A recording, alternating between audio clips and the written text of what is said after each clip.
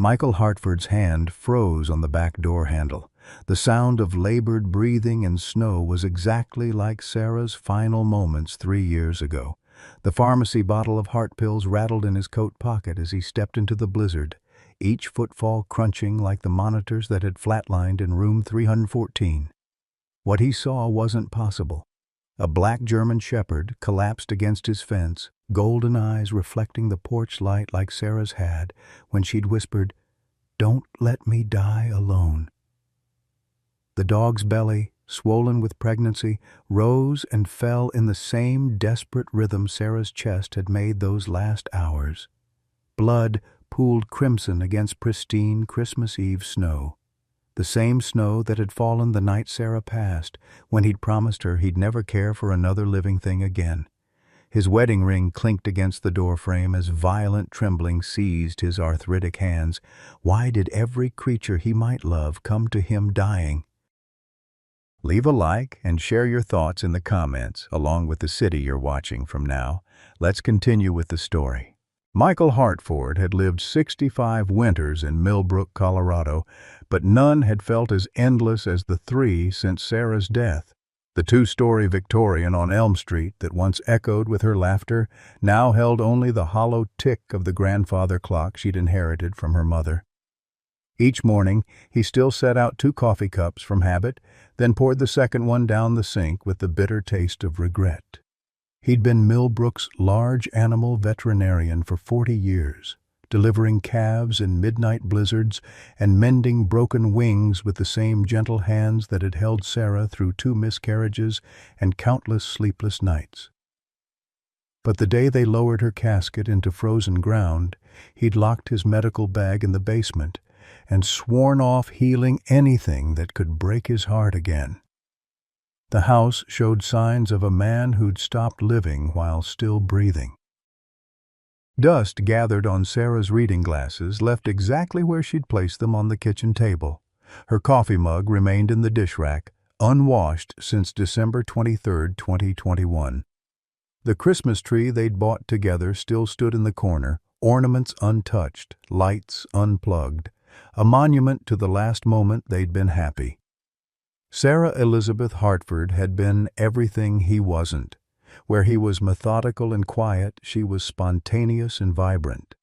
She'd filled their childless home with rescued strays, injured birds, and the occasional orphaned deer. "Animals choose us when we need them most," she'd say, nursing another broken creature back to health. Michael had indulged her compassion, never understanding it until cancer stole her voice, then her strength, then finally her gentle spirit. Their neighbors whispered about the change in him. Dr. Jennifer Parks, his former colleague, left concerned voicemails he never returned. Tommy Chen, the 16-year-old next door, still delivered groceries twice a week, payment left on the counter without conversation. Even Father Murphy had given up his monthly visits after Michael made it clear that God's house held no comfort for a man who'd watched divine mercy fail so completely. The routine had become his prison.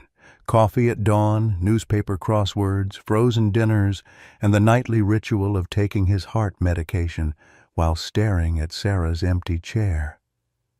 He'd avoided the veterinary clinic entirely, driving the long way to town to avoid seeing Dr. Park's concerned face through the window. Christmas decorations throughout Millbrook mocked his grief. Families gathered, children laughed, and life continued its relentless march while he remained frozen in December 2021.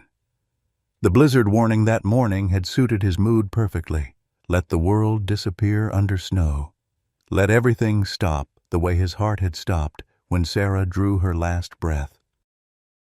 But now, staring at the dying dog in his backyard, Michael felt something crack inside his chest. The same protective instinct that had driven 40 years of healing. The same desperate need that had made him hold Sarah's hand until it went cold.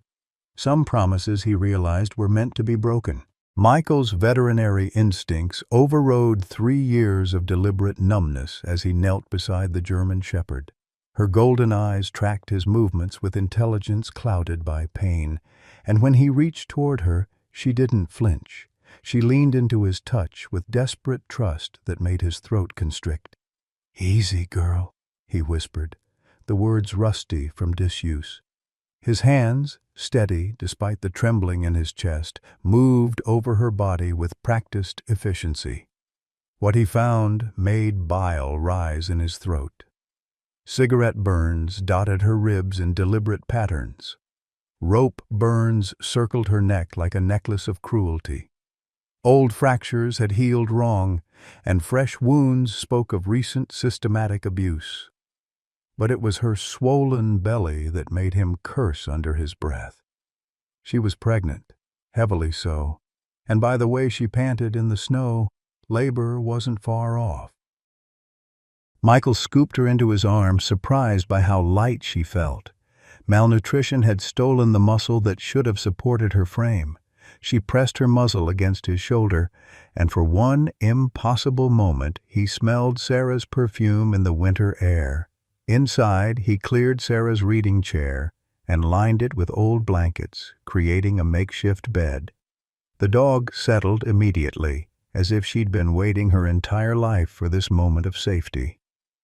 Michael retrieved his medical bag from the basement, the first time he'd touched it since Sarah's funeral, and began a proper examination under the kitchen lights. The extent of her injuries told a story of calculated cruelty that made his hands shake with rage. Someone had trained this beautiful, intelligent animal through systematic torture. Her ears perked at certain commands, suggesting police or military background, but her flinching at sudden movements revealed the trauma that had overwritten her training. "Who did this to you?" he asked, and she tilted her head as if trying to answer. That's when he noticed the collar. Leather, expensive, with a name tag so scratched he could barely make out the letters. B-E-L. Something. Bella, maybe? The blizzard howled against the windows as Michael set up an IV line, his muscle memory guiding hands that hadn't performed veterinary work in 3 years. The dog, Bella, watched him with those remarkable eyes, and he found himself talking to her the way he used to talk to Sarah during her treatments. "That's it. Breathe through it. I know it hurts, but we're going to get through this together." The irony wasn't lost on him. He'd failed to save his wife with all his medical knowledge, but maybe he could save this broken creature who'd appeared in his yard like an answer to a prayer he'd been too angry to speak. His scanner from the old clinic still worked, and when he ran it over Bella's shoulder, it beeped. A microchip. The readout made him freeze. Registered to R.R. Morrison, Millbrook Police Department. Ray Morrison. His neighbor. Michael knew him by reputation. A decorated detective, respected in the community, married to sweet Betty Morrison, who brought casseroles to grieving widowers and always asked about his health at the grocery store. The same Ray Morrison who'd expressed sympathy at Sarah's funeral and offered to check on the house when Michael traveled. The pieces didn't fit. Ray Morrison rescuing abused animals, not creating them, unless... Bella whimpered and shifted, her breathing changing rhythm. Michael had delivered enough animals to recognize the signs. Labor was beginning, and given her condition, it would be dangerous. He glanced at the phone, thinking of Dr. Parks, but the storm had knocked out the landlines and his cell showed no service. He was alone with a dying dog about to give birth, and the only person who might have answers was the man whose name was on her microchip, the same man who lived 3 houses down and drove past his window every morning at exactly 7:15. At 7:23 a.m., Bella delivered her first puppy with a strength that defied her battered condition. Michael guided the tiny life into the world, with hands that remembered every delivery from his 40-year career, tears streaming down his face as the newborn's first cry pierced the silence that had consumed his house for 3 years. The puppy was perfect, dark coat gleaming, lungs strong, already seeking warmth against her mother's belly. "Good girl, Bella. That's it. Breathe," he murmured, using Sarah's reading glasses to examine the puppy.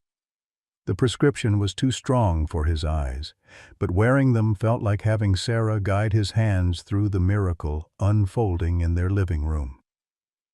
The second puppy arrived at 8:15, smaller but equally healthy. Michael's heart, dormant for so long, hammered against his ribs as he cleared the newborn's airways and watched Bella's maternal instincts override her trauma. She cleaned each puppy with gentle precision, positioning them for nursing with the intelligence that had somehow survived her ordeal. That's when the knock came. 3 sharp raps on his front door, authoritative and impatient. Through the peephole, Michael saw Ray Morrison, tall, broad-shouldered, wearing his detective's badge and an expression of professional concern that didn't quite reach his cold blue eyes. "Dr. Hartford, Ray Morrison, Millbrook PD, mind if I come in? We're doing welfare checks after the storm." Michael's blood turned to ice water. Bella, hearing Morrison's voice, began trembling violently. Her pupils dilated with terror, and she tried to move her newborns away from the door, whimpering in a way that made Michael's stomach clench. The reaction was unmistakable. She knew that voice, feared it with every fiber of her being. "I'm fine, Detective." "Thank you for checking." Michael kept his voice steady, one hand gently stroking Bella's head to calm her shaking. "Protocol requires a visual confirmation, sir, especially for residents living alone. Won't take but a minute." Michael had no choice. Refusing would create suspicion, and Morrison had the authority to enter anyway. He cracked the door open, stepping outside onto the porch and pulling the door nearly closed behind him. Morrison was exactly as Michael remembered from community events, imposing at 6'2", with graying hair and weathered features that spoke of years on the force. But there was something different now, something predatory in the way his eyes scanned Michael's face and tried to peer past him into the house. "Rough night?" Morrison asked, noting Michael's exhausted appearance. "Heard you retired from veterinary work." "Must be strange being alone during storms like this." "I manage fine." Michael kept his body blocking the doorway, hyper-aware of every sound from inside. A puppy's cry would give everything away. "Course you do. Sarah was lucky to have you caring for her those last months. Cancer's a hell of a thing." Morrison's sympathy sounded rehearsed, mechanical. "Funny thing, though, we've had reports of missing pets in the area. Folks getting anxious about their animals. You haven't seen any strays, have you? Dogs, specifically?" The question hung in the frigid air like a blade. Michael forced himself to meet Morrison's stare, recognizing the interrogation technique, casual questions designed to elicit tells.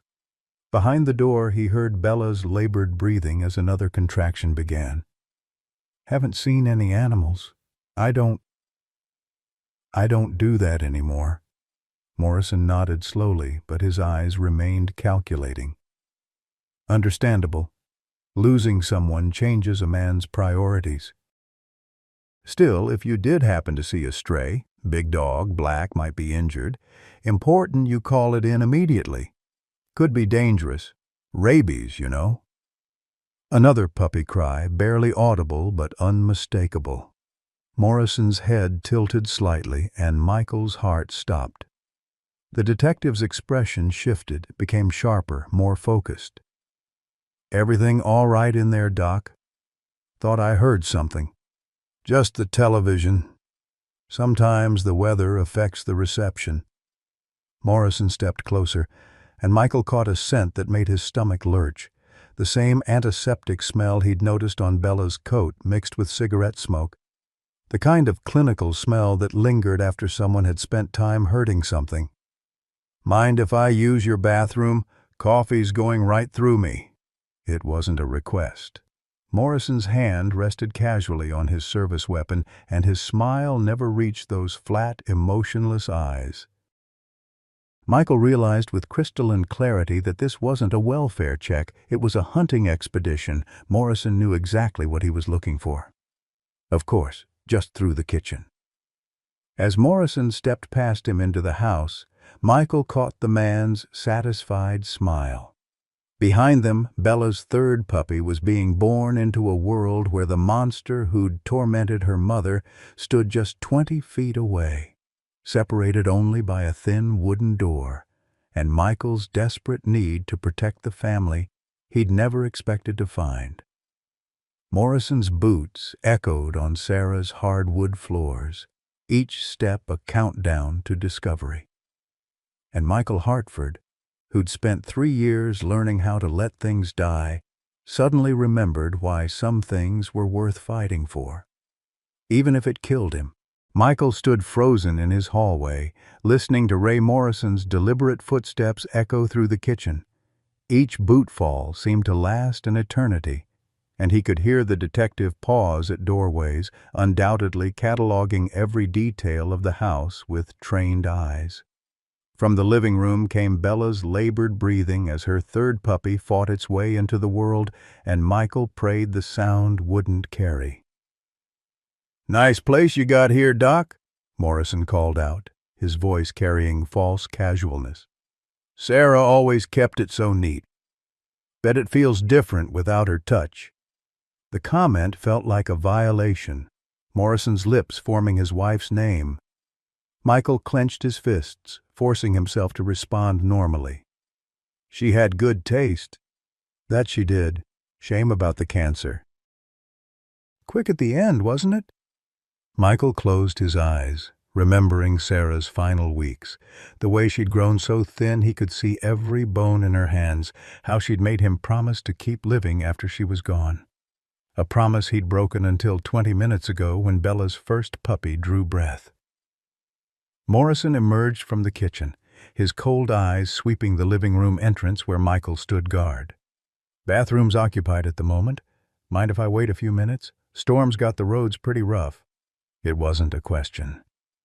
Morrison settled into the same chair where Sarah used to read her mystery novels, and Michael had no choice but to join him in the living room, positioning himself carefully to block any view of Bella's makeshift birthing area behind the couch. "You know," Morrison said, pulling out a small notepad, "I've been working this missing pets case for months. Started with Mrs. Chen's poodle last spring, then the Williamses' retriever. Now we're up to 6 animals vanished without a trace." Michael's mouth went dry. 6? All purebreds, all valuable. Makes a man wonder if we're dealing with theft or something worse. Morrison's pen tapped against the notepad in a steady rhythm that matched Michael's racing heartbeat. "Thing is, these aren't random grabs. Someone with knowledge is selecting specific animals. Someone who understands breeding, genetics, market value." Behind the couch, Bella whimpered softly as another contraction seized her. Morrison's head tilted and Michael quickly coughed to cover the sound. "Sounds like you're getting sick, Doc. This weather's hard on folks our age."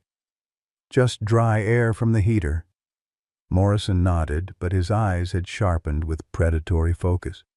"Funny thing about that missing poodle, Mrs. Chen swears she saw it just last week, but different somehow.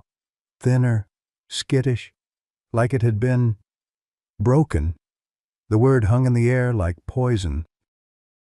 Michael felt sweat beading on his forehead despite the cold seeping through the windows. Behind him he heard the wet sound of Bella cleaning her newborn, and he shifted his weight to better block Morrison's line of sight. "People see what they want to see when they're grieving," Michael managed. "True enough, but sometimes people see exactly what's happening, and they just don't want to believe it." Morrison leaned forward, his bulk casting a shadow across the coffee table where Sarah's reading glasses still lay. "Tell me, Doc, in your professional opinion, what kind of person hurts animals for pleasure?" The question was a trap, loaded with implications that made Michael's skin crawl. Morrison's eyes never left his face, watching for any tell, any crack in his composure. In the silence that followed, Michael could hear his own pulse thundering in his ears. "Someone damaged," he said finally. "Someone who's transferred their own pain onto innocent creatures." Transferred. Morrison rolled the word around like he was tasting it. "That's an interesting way to put it." Like maybe someone who lost something precious and can't figure out how to grieve properly. A chill ran down Michael's spine that had nothing to do with the storm. There was something personal in Morrison's tone, something that suggested he wasn't just talking about a theoretical perpetrator. "Detective, if you don't mind me asking, why come to me with this? I haven't practiced in 3 years." Morrison's smile was all teeth and no warmth. "Because you're the only veterinarian in Millbrook who'd have the skills to keep stolen animals alive long enough to make them profitable. And because your grief makes you vulnerable to suggestion." The accusation hit like a physical blow. Michael's mouth opened and closed soundlessly as he processed what Morrison was implying, that he was somehow involved in the disappearances, that his isolation made him a suspect. "I think you should leave," Michael said, his voice barely above a whisper. "I think I should stay until I'm satisfied you're not hiding anything." Morrison's hand moved to rest on his service weapon. "See, here's what bothers me about your story, Doc. 3 years of refusing to touch animals, and suddenly you're coughing to cover up sounds from your living room, sounds that any man with 40 years of veterinary experience would recognize immediately." Behind the couch, Bella's 4th puppy was fighting to be born. Michael could hear her strain against the birthing process, and his heart broke for what she was enduring while her tormentor sat 15 feet away, playing psychological games. "Maybe those sounds are in your imagination," Michael said, but his voice cracked on the words. Morrison stood slowly, his height and bulk making the living room feel suddenly cramped. "Maybe, or maybe you've got something back there that belongs to me." The mask was coming off now. Morrison's professional demeanor dissolved, replaced by something cold and calculating that made Michael's blood freeze. This wasn't a cop investigating a crime. This was a predator hunting his prey. "I don't know what you're talking about." "Sure you do." Morrison stepped closer, and Michael caught that antiseptic smell again, stronger now. "You've got her, don't you? My beautiful broken bitch who thought she could run from me." The words were like a physical assault. Michael's vision went red around the edges as rage flooded through him. Rage for Bella's suffering, for the puppies being born into this nightmare, for the violation of his home and Sarah's memory. "Get out of my house," Morrison laughed, a sound devoid of humor. "Or what? You'll call the police?" "I am the police, Doc. I've got a badge, a gun, and the authority to search this house if I suspect criminal activity." Behind them, Bella cried out as her 4th puppy finally emerged. The sound was unmistakable now, and Morrison's face transformed with savage satisfaction. "There she is, my prize breeding stock." He drew his weapon, not pointing it at Michael, but letting its presence speak for itself. "See, Doc? You've stumbled into something bigger than your grief-addled brain can comprehend. That animal represents months of investment, careful conditioning, genetic planning. She's carrying future generations of perfect specimens." Michael's world tilted on its axis. Morrison wasn't just abusing animals. He was running some kind of breeding operation, using his position as a police officer to steal and torture creatures for profit. "You're insane. I'm practical. Animals exist to serve human purposes. Some people just lack the stomach to do what's necessary to maximize their potential." Morrison's eyes held the flat, emotionless stare of a sociopath. "Your wife understood that, near the end. All that morphine made her very agreeable to suggestions about what should happen to her medical equipment after she passed." The implication hit Michael like a sledgehammer. Sarah's veterinary supplies, the ones he'd assumed were donated to charity, had somehow ended up in Morrison's hands. The detective had been planning this for years, using Sarah's death as an opportunity to acquire the tools he needed for his horrific enterprise. Sarah signed a lot of papers when the pain got bad. Amazing what people will agree to when they're desperate for relief. Morrison's smile was pure malice. She was very concerned about making sure her husband wouldn't be burdened with difficult decisions. Michael's knees nearly buckled. Morrison had manipulated his dying wife, used her love and concern against her to further his own twisted agenda. The violation was so complete, so monstrous, that Michael couldn't process it. "Now," Morrison continued, his voice returning to professional calm, "you're going to step aside and let me reclaim my property. This doesn't have to get messy." From behind the couch came the sound of newborn puppies crying for their mother, and Bella's exhausted panting as she tried to recover from the ordeal of bringing life into a world that had shown her nothing but cruelty. Michael looked at Morrison's weapon, then at the living room where his wife had spent her final months, where she'd made him promise to keep living, to keep caring.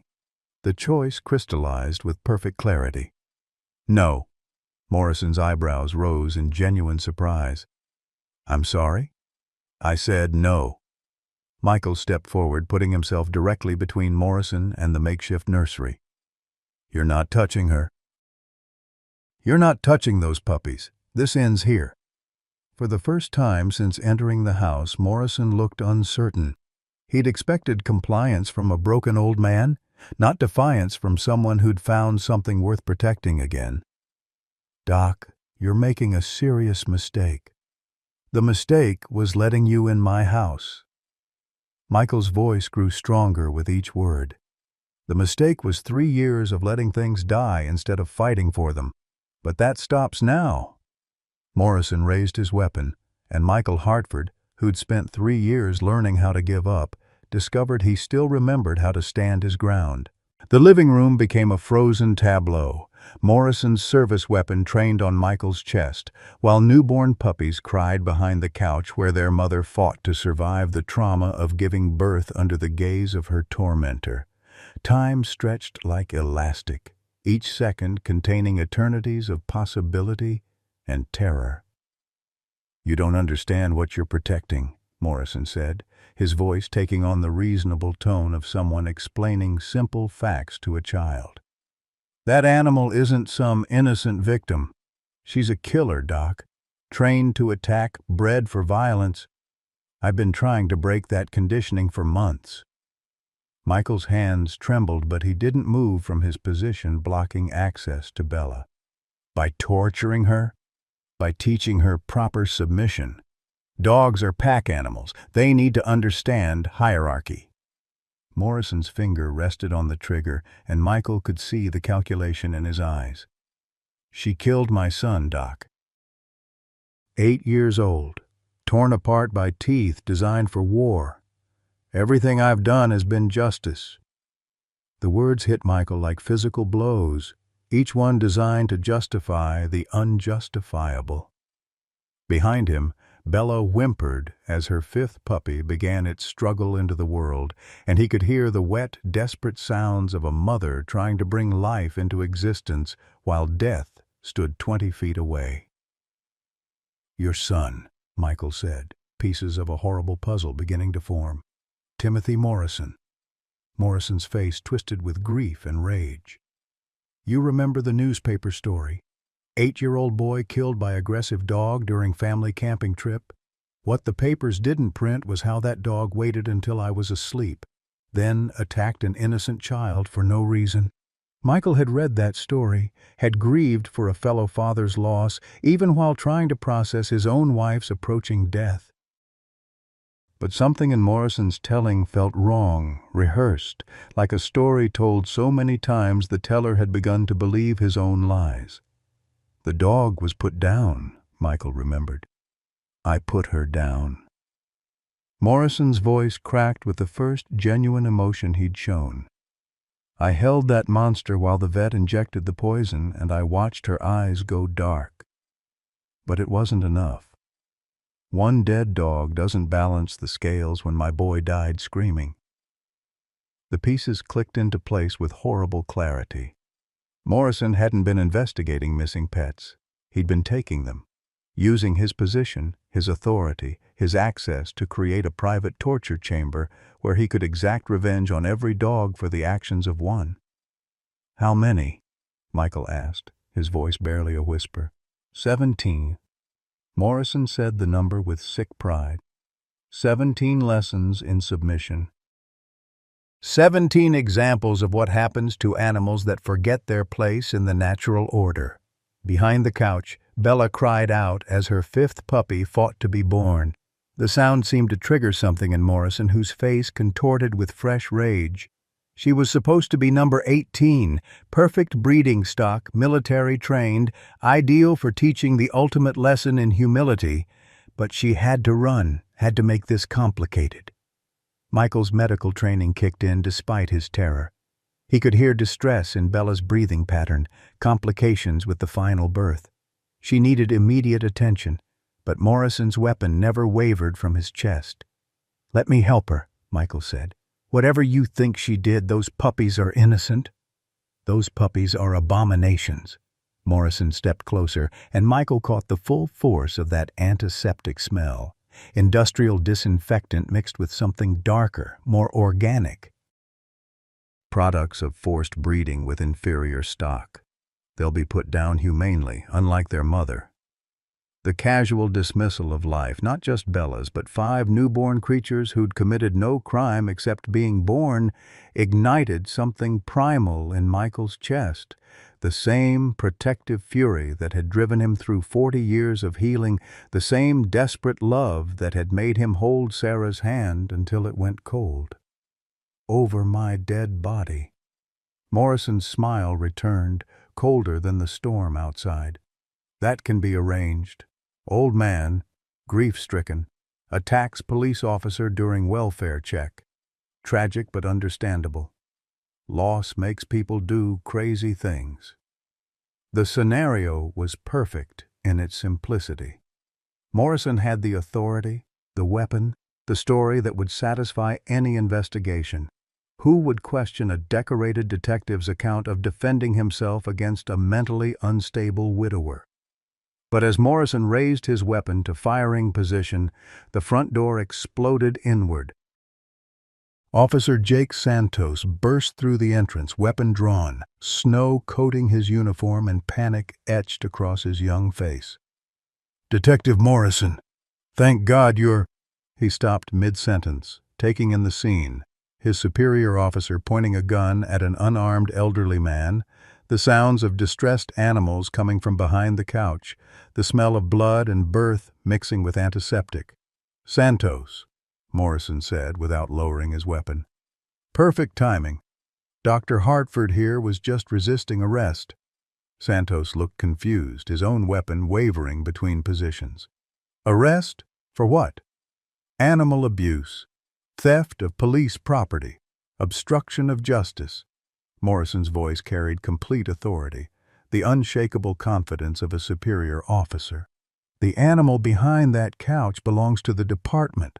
Hartford's been hiding evidence in an ongoing investigation." Michael saw his chance in Santos's uncertainty. "Officer, that dog has been tortured." "She's giving birth right now, and she's in distress. Your detective here just confessed to stealing and abusing 17 animals." "That's ridiculous," Morrison snapped, but Michael caught the slight tremor in his voice. "Hartford's mentally unstable. Grief has made him paranoid, delusional." Santos looked between them, his young face reflecting the impossible position he'd been placed in. Behind the couch, Bella's cries intensified, and the sound of newborn puppies filled the silence. "Sir," Santos said slowly, "maybe we should call for backup. Sort this out at the station." "No backup." Morrison's mask was slipping now, authority giving way to desperation. "This is a simple recovery operation. Help me secure the animal and we'll file the paperwork later." But Santos had caught the change in his superior's tone, the shift from professional confidence to something more frantic. His own weapon remained drawn but pointed at the floor, his training warring with instinct. "Detective, why don't you lower your weapon? Let me check on the animal's condition first." "The animal's condition is irrelevant," Morrison snarled. "It's evidence in a criminal case." Santos moved slowly toward the couch, and Michael saw his face change as he took in the sight. Bella, clearly pregnant and in labor, surrounded by medical supplies and evidence of careful professional care. Not the scene of abuse Morrison had described, but of rescue. "Jesus Christ," Santos whispered. "How long has she been like this?" "All night," Michael said. "She showed up dying in my yard. I've been trying to save her and her puppies." Santos holstered his weapon and knelt beside Bella, his hand gently stroking her head. She responded with trust, allowing him to examine her condition, a response that spoke volumes about the difference between healing touch and harmful intent. "Detective," Santos said, his voice carefully controlled, "this animal shows signs of systematic abuse. Old cigarette burns, rope marks, deliberately broken bones that healed wrong." Morrison's facade cracked completely. "Animals lie, Santos. They manipulate human emotions to avoid consequences for their actions." The words were so divorced from reality that Santos actually recoiled. "Sir, animals can't lie. They can't manipulate. They just survive."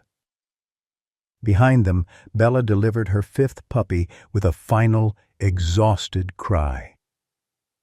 The newborn was smaller than the others, struggling to breathe, and Michael's medical instincts overrode everything else. He dropped to his knees beside the makeshift birthing area, gently clearing the puppy's airways and rubbing circulation into its tiny limbs. Morrison watched this display of compassion with disgust that bordered on madness. "Look at him, Santos. 50 years of letting animals manipulate his emotions. First, his wife dies because he spent more time with sick cattle than finding her proper doctors. Now he's risking everything for a creature that would kill him without hesitation." The accusation about Sarah was the final straw. Michael looked up from the struggling puppy, his eyes blazing with 3 years of suppressed grief and rage. "Sarah died because cancer doesn't care how much you love someone. She died because sometimes good people suffer while monsters like you thrive." His voice rose with each word. "But she also died believing that love matters, that caring for innocent creatures makes us human instead of animals." Santos stood slowly, his hand moving to his radio. "I'm calling this in. All of it." Morrison's weapon swung toward the young officer. "I don't think so." And Michael Hartford, holding a newborn puppy against his chest while its mother watched with grateful eyes, realized that some lines, once crossed, can never be uncrossed. The gunshot shattered the winter silence like breaking glass. Officer Jake Santos dropped to his knees, clutching his shoulder as blood seeped between his fingers. His radio clattered across Sarah's hardwood floor, spinning toward the kitchen where it would do no good to anyone.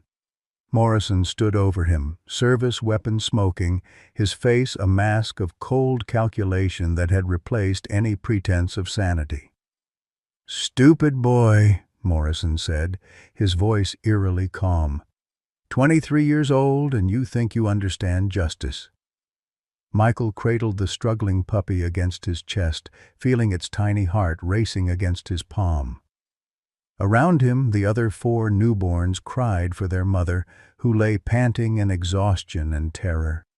The metallic smell of gunpowder mixed with the organic sense of birth and blood, creating an atmosphere of violence that seemed to poison the very air. Santos pressed his good hand against his wound, his young face pale with shock and pain. "Detective, you shot me. You shot your own partner." "I eliminated a threat to ongoing operations."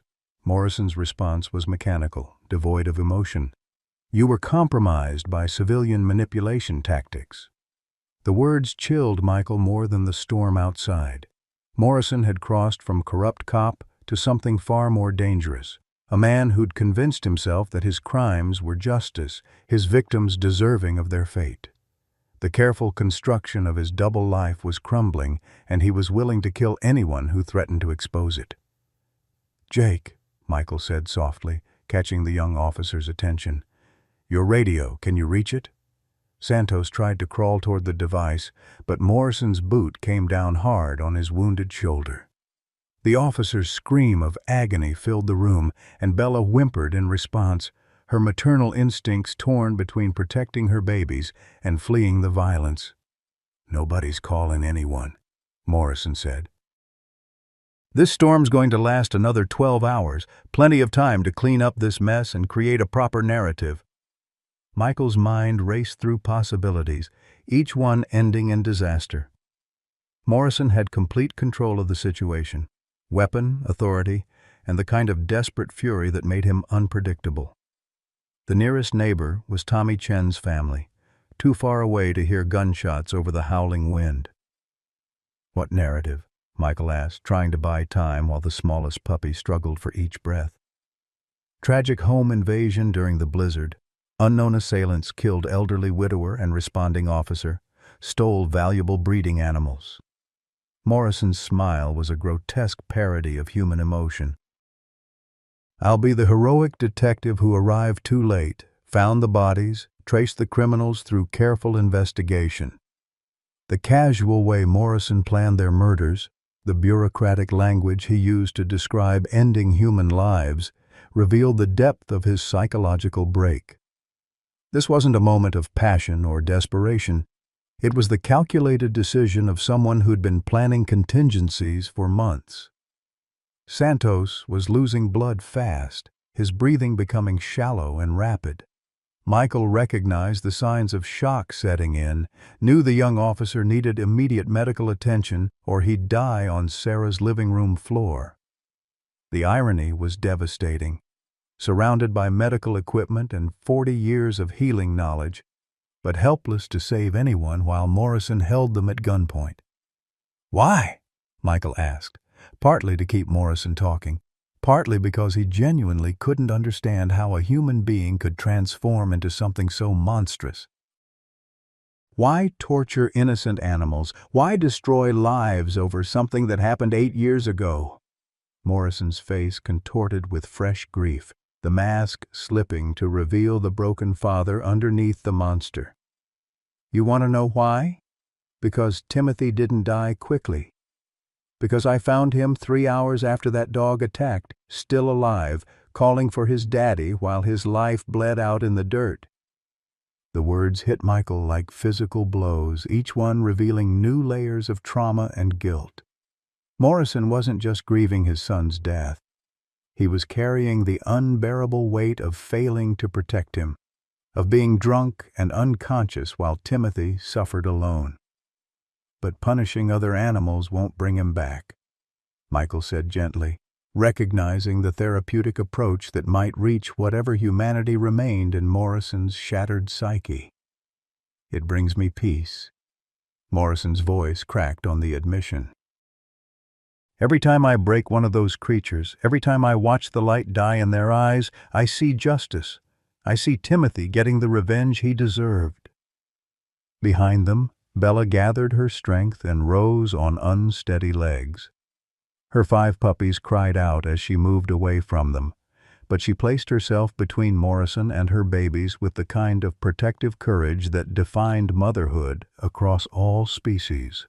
Despite everything Morrison had done to her, despite months of torture and abuse, she was preparing to fight for her children. Morrison saw her movement and laughed, a sound devoid of humor or warmth. "Look at that. Still thinks she can win. Still believes in fairy tale endings." He raised his weapon toward Bella, and Michael realized with crystalline clarity that he was about to watch another innocent creature die while he stood helpless. The same powerlessness he'd felt watching Sarah slip away, the same crushing weight of being unable to save what mattered most. But this time, he wasn't alone. This time, he had something worth fighting for. And this time, Officer Jake Santos, bleeding and broken on the floor, managed to reach his backup weapon with his good hand. The second gunshot was even louder than the first. Detective Ray Morrison crumpled to the floor, Santos's backup weapon smoking in the young officer's trembling hand.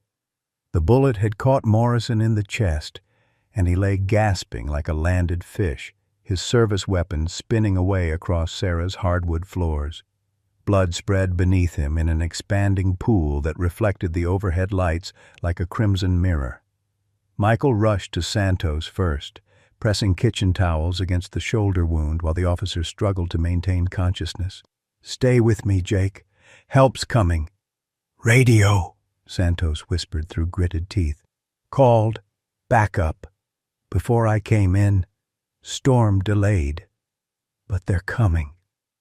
Morrison tried to speak, blood frothing at his lips, but his words came out as unintelligible whispers. His eyes still holding that flat, predatory stare, fixed on Bella with undiminished hatred, even as his life ebbed away. The German shepherd stood over her puppies, no longer cowering but alert and protective, as if she understood that the monster who'd tormented her was finally powerless. "How long ago?" Michael asked, checking Santos's pulse while applying pressure to the wound. 20 minutes. Roads are clearing." Santos's voice grew weaker with each word. "Told them officer down, domestic situation." Michael's medical training took over, the muscle memory of 40 years guiding his hands as he worked to stabilize the young officer. The irony wasn't lost on him, 3 years of refusing to heal anything, and now he was fighting to save 2 lives while Morrison bled out 15 feet away. Morrison's breathing became more labored, his eyes losing focus, but somehow, with his final reserves of strength, he managed to speak clearly enough to be understood. "Timothy," he gasped. "Timothy, I'm sorry." The words hung in the air like a confession, and Michael saw something shift in Morrison's face, the predatory mask finally slipping away to reveal a broken father who'd lost himself in grief and guilt. For a moment the monster became human again, and Michael felt an unwelcome stab of pity for the man who'd destroyed so many lives while trying to resurrect one. "The truth," Michael said, kneeling beside Morrison. "Tell me what really happened to Timothy." Morrison's eyes found Michael's, and for the first time since entering the house, they held something other than coldness. Wasn't the dog's fault." The admission came out in a whisper barely audible above the storm outside. Morrison's hand moved weakly toward his chest pocket, and Michael carefully retrieved what he was reaching for. A small photograph of a smiling 8-year-old boy with Morrison's eyes and his mother's gentle smile. "Camping trip," Morrison continued, each word a struggle. "I was drunk, passed out. Timothy fell into the ravine. Dog tried to save him, stayed with him for hours. When I found them, Dog was keeping him warm, licking his wounds." Michael felt his throat constrict as the real story emerged. The dog Morrison had killed hadn't been Timothy's attacker. It had been his protector, staying with the injured boy through the night, trying desperately to keep him alive until help arrived. "I killed the wrong one," Morrison whispered, tears mixing with blood on his cheeks. "Killed the hero. Let them all believe. Let Betty believe. Couldn't face the truth. That I killed my own son through neglect." Behind them, Bella approached slowly, her puppies crying for her attention. But instead of returning to them immediately, she sniffed at Morrison's outstretched hand, the same hand that had tortured her for months. Michael held his breath, wondering if she would show mercy to the man who'd shown her none. Bella's response was heartbreaking in its simplicity. She licked Morrison's fingers once, gently, then returned to her babies. No revenge, no violence, just the recognition of another broken creature seeking forgiveness in his final moments. Morrison's eyes widened at the gesture and fresh tears streamed down his face. She forgives me. After everything, she forgives me. Animals don't hold grudges, Michael said softly. They just survive and try to trust again. Morrison nodded weakly, his breathing becoming more shallow. The others, 17 others, basement of the old Hanson farm, barn in the back. Some might still be alive. The confession hit Michael like a physical blow. 17 other animals, possibly still suffering in whatever hellish facility Morrison had created. The scope of the cruelty was staggering, but at least now there was hope for the survivors. "Why tell me this?" Michael asked. "Because Timothy loved animals." "Would have hated what I became." Morrison's voice was barely a whisper now. "Tell Betty. Tell her I'm sorry. Tell her Timothy was a good boy who deserved better than me." Morrison's eyes closed and his breathing stopped with a final, rattling exhale. The monster who'd terrorized Millbrook's animals for months was gone, leaving behind only questions about how grief could transform love into hatred, protection into destruction. Michael closed Morrison's eyes, then returned his attention to Santos, whose condition was stabilizing but still critical. In the distance, he could hear the faint sound of sirens cutting through the storm, backup finally arriving to a scene they could never have imagined. Bella had returned to her puppies, all 5 of them nursing contentedly despite the violence that had erupted around them. The smallest one, the fighter who'd struggled so hard to breathe, was now nursing vigorously alongside his siblings. Life persisting despite death, innocence surviving in the presence of evil. The front door burst open again, this time admitting a team of paramedics and police officers who stopped short at the scene before them.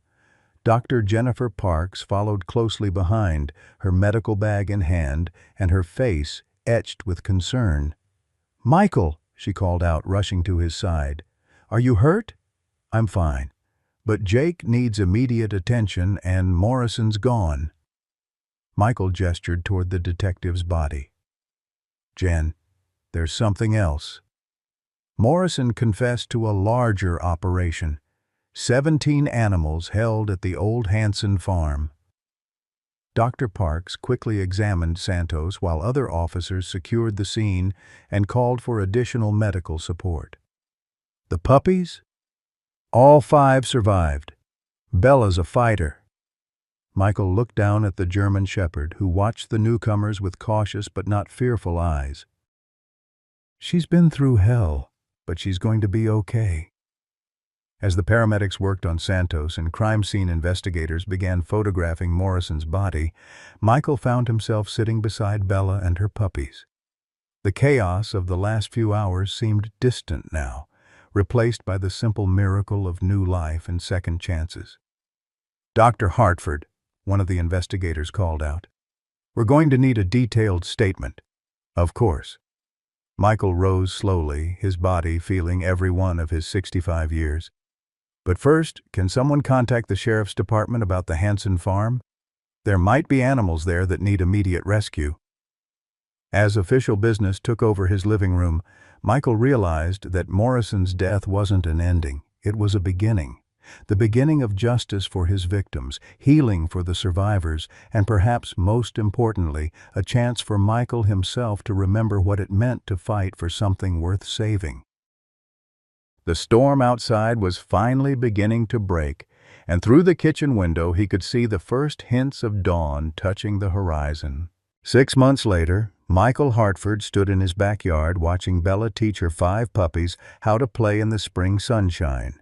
The German shepherd had filled out beautifully since that terrible December night, her coat glossy black with health, her golden eyes bright with contentment rather than fear. The puppies, Hope, Joy, Grace, Faith, and Love, named after Sarah's favorite virtues, tumbled over each other in the grass where snow had once been stained with blood. The transformation hadn't been immediate or easy. Those first weeks after Morrison's death had brought a parade of investigators, reporters, and animal welfare officials through Michael's home. The discovery at the Hanson farm had made national news. 12 animals found alive in conditions so horrific that several veteran officers had required counseling. 5 others hadn't survived Morrison's twisted version of justice, their bodies providing evidence that ensured his crimes wouldn't be minimized or forgotten. Jake Santos had recovered fully from his shoulder wound and received a commendation for his bravery. He visited regularly, bringing dog treats and updates on the ongoing investigation into Morrison's activities. Betty Morrison had moved away from Millbrook, but not before donating her husband's substantial pension to the newly established Timothy Morrison Memorial Fund for Animal Rescue, a foundation that ensured some good would come from the family's tragedy.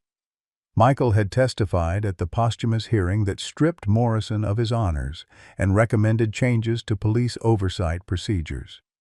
The young prosecutor had asked him to describe Bella's condition when he found her, and Michael's voice had broken as he recounted the systematic cruelty she'd endured. But he'd also spoken about her capacity for forgiveness, her gentle nature despite everything she'd suffered, and the way she'd chosen to trust again despite having every reason to fear. The media attention had been overwhelming at first, but it had also brought something unexpected. Volunteers, people from across Colorado and beyond, had contacted Michael, offering to help with animal rescue efforts. Dr. Parks had become his full partner in converting his property into the Sarah Hartford Memorial Animal Sanctuary, licensed to house up to 20 rescued animals in specially designed facilities that prioritized healing and rehabilitation. Tommy Chen, now 17, spent his afternoons after school helping with the animals. He'd developed a special bond with Grace, the smallest of Bella's puppies, who'd grown into a remarkably intelligent dog with an intuitive understanding of human emotions. The teenager was planning to study veterinary medicine, inspired by watching Michael bring broken creatures back to life through patience and love. "Dr. Hartford," Tommy called from the barn they'd converted into a medical facility. "Luna's doing much better today." She actually wagged her tail when I brought her breakfast. Luna was a 3-year-old golden retriever who'd been one of Morrison's victims, so traumatized she hadn't made eye contact with humans for the first month of her recovery. Now she was beginning to trust again, largely thanks to Bella's example. The German Shepherd had become an unofficial therapy dog for other rescued animals, showing them through her own calm confidence that not all humans were monsters. Michael smiled, remembering how he'd once thought his healing days were behind him. Sarah's death had convinced him that loving anything meant risking unbearable loss, that the only safety lay in emotional isolation. But Bella had taught him that the alternative, a life without love, without purpose, without the risk of caring, wasn't really living at all. "Coming, Tommy," Michael called back, but he took a moment longer to watch Bella with her children. She'd proven to be an exceptional mother, protective but not overprotective, teaching them confidence while keeping them safe. 3 of the puppies had been adopted by carefully screened families, but hope and love had remained at the sanctuary, following their mother's example in helping other traumatized animals heal. Inside the barn, Luna lifted her head as Michael approached, her tail giving a tentative wag. The gesture might seem small to an outsider, but Michael recognized it as a miracle. Proof that trust could be rebuilt even after the worst betrayals, that love could survive despite evidence that the world was cruel and dangerous. "Good girl, Luna," he said softly, offering his hand for her to sniff. She approached slowly, allowing him to stroke her golden fur. "You're safe now. No one's going to hurt you again." The words had become a daily ritual, spoken to each animal in their care. Some believed him immediately, desperate for kindness. Others took weeks or months to accept that safety was possible. But they all eventually learned what Bella had taught him, that healing happens not despite the presence of love, but because of it. Dr. Parks emerged from the main facility, her hands covered in mud from treating a horse that had been rescued from a neglect case in Denver. "Michael, there's someone here to see you. Says she drove up from New Mexico." The visitor was a middle-aged woman with kind eyes and calloused hands that spoke of a lifetime working with animals.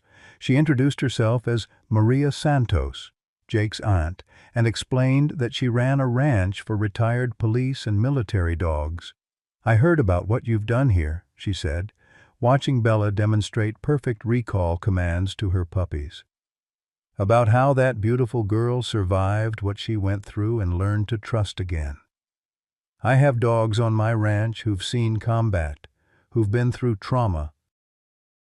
I was wondering if you might consider a partnership, sharing techniques, maybe having Bella visit to show them that healing is possible." Michael looked at Bella, who seemed to understand the conversation's importance. She approached Maria with cautious but open body language, allowing the stranger to pet her while keeping one eye on her puppies.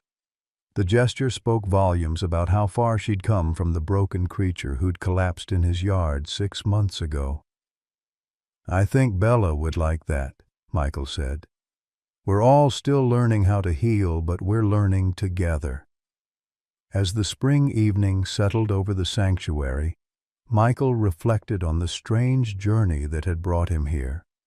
Sarah's death had nearly destroyed him.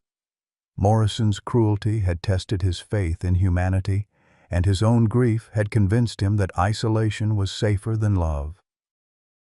But 5 puppies playing in the grass, a golden retriever learning to trust again, and a German shepherd who'd chosen forgiveness over revenge had taught him the most important lesson of his 65 years. Some things are worth the risk of loving, and healing others is often the only way to heal yourself. In the distance, church bells rang the evening hour, and for the first time since Sarah's death, Michael Hartford smiled at the sound. Sometimes life breaks us so completely that we convince ourselves we're safer staying broken. Michael Hartford learned this lesson at 65, when grief over his wife's death made him retreat from everything that once brought meaning to his world. For 3 years, he existed rather than lived, believing that loving anything meant risking unbearable loss again. Then a brutalized German shepherd named Bella collapsed in his snowy backyard, carrying 5 unborn puppies and a lifetime of trauma that mirrored his own emotional wounds. What happened next proves that healing doesn't happen despite our scars. It happens because of them. Michael discovered that his greatest loss had prepared him for his most important purpose, creating sanctuary for other broken souls who needed to learn that trust was still possible. Bella taught him that the alternative to risking love isn't safety. It's simply a slower kind of dying. Today, the Sarah Hartford Memorial Animal Sanctuary stands as proof that our deepest pain can become our greatest gift to others, that choosing to care again isn't just about healing ourselves, but about becoming healers for a world that desperately needs more love, not less. What loss in your life eventually led to unexpected purpose or meaning? Have you ever found healing by helping others who faced similar struggles? Share your story. Your experience might be exactly what someone else needs to hear today.